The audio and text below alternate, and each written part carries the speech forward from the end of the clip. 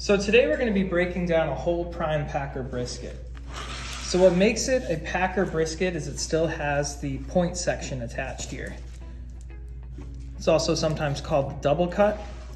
Simply, it breaks into two different primal sections here. You'll have the flat portion of the brisket and the point right here, and you can actually see they're separated by a fairly large fat layer here. So we're gonna break this down. I'm gonna show you how we would break this down for someone that's gonna be doing a brisket competition. So we're gonna be leaving about a 1/4 inch fat cap on top. We're gonna be getting rid of any excess fat in each section of the brisket in here as well.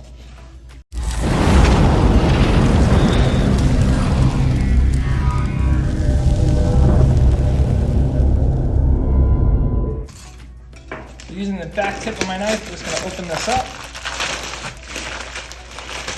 Give us a better view of this here. So this is the flat, as you can see.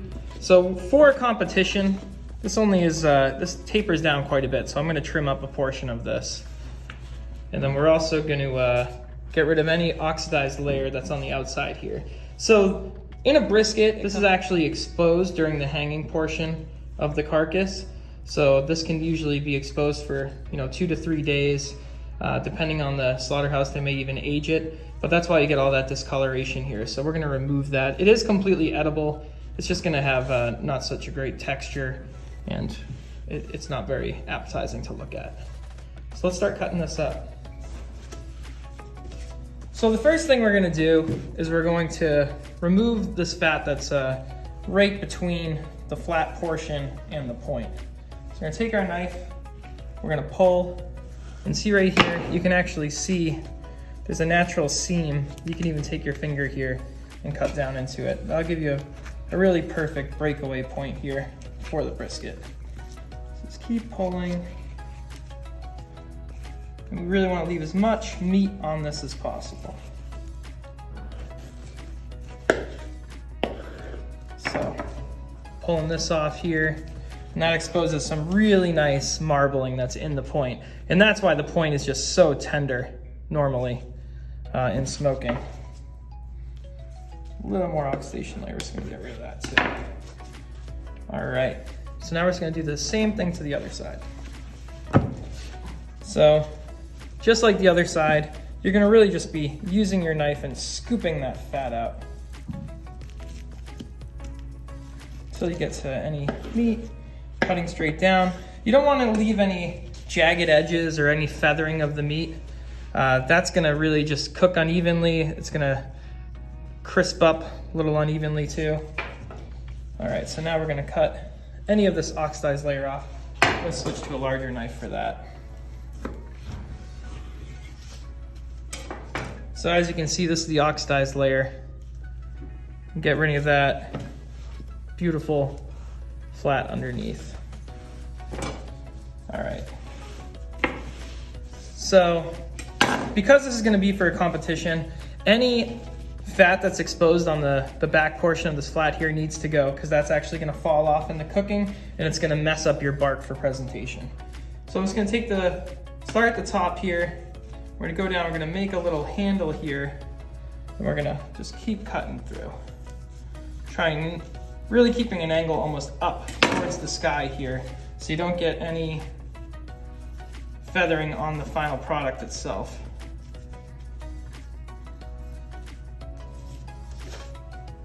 So I'm cutting away, like I said, with an angle up, and try to make a little handle, if you will.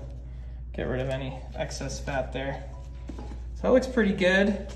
And this point, like I said, really tapers down to not much of a final product. So we're gonna actually cut about 1 inch off here just to give it a little bit more of an even finish. We might even cut this section off here too, just so it's a little more weight to it. Okay, so this looks pretty good for this side. So we have a nice clean flat on this back end. So when this cooks, all this is gonna stay intact when the bark's formed on it. We cut in where you can clearly see where the point section is. This fat goes all the way through, so you don't want to dig too much in there. We did the same thing on this back side here. Right here you can see there's a hefty amount of fat, so we'll actually cut that too.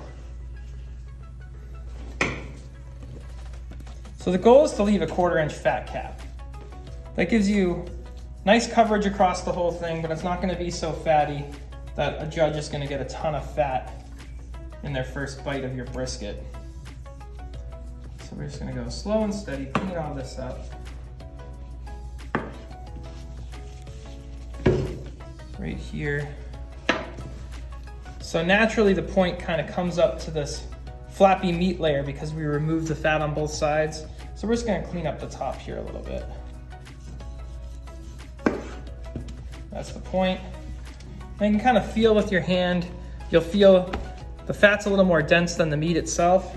So we can see here that we still have a hefty amount of fat to remove here.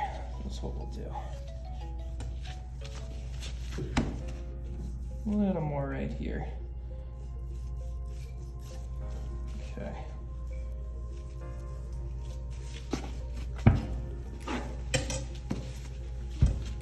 So looking on this side here, we may want to remove just a little bit more on this back section.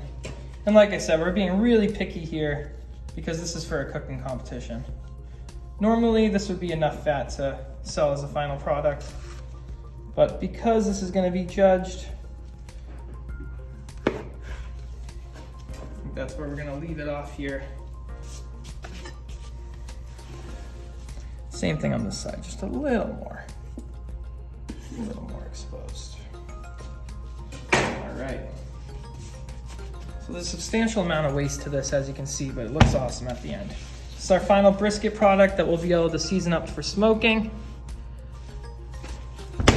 Nice 1/4 inch fat cap on the top.